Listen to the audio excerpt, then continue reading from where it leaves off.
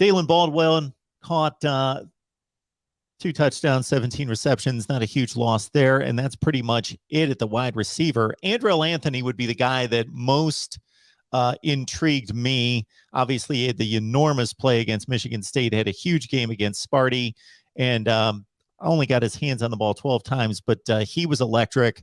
Ronnie Bell, you had to remind me before we started to record. Oh, yeah, Ronnie Bell's back, and of course, he's the veteran of the bunch.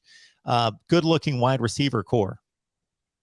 Yeah, this is, this whole offense is somewhat reloading. Even though they're losing significant pieces, they're still reloading. And I think specifically this wide receiver core. As you said, Dalen Baldwin was a decent grad transfer that came in from Jackson State, but I don't think that's a huge loss. And so they're getting back Ronnie Bell, who was the top receiver in his sophomore year. Now they'll have him for a senior year after an ACL tear. So I expect him to be the top receiver again for Michigan. Now behind him as well, you've got AJ Henning, who played significant snaps this past year and is the fastest guy on the team, according to his own teammates. So there's an interesting battle there. Then you go to one of the outside guys, Roman Wilson and Mike Sainer still are going to battle. Both of them have gotten significant time. Roman Wilson is just as fast as AJ Henning too. So he's probably going to get a lot of catches as well.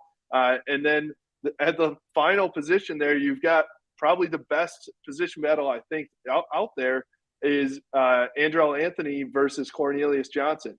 Cornelius Johnson is the biggest receiver in the bunch.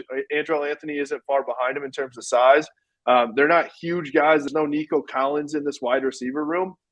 But both those guys got significant time. So they were really truly too deep at each of these positions in the wide receiver room. So it'll be interesting to see if they try to stick with that or if some of these guys pull away.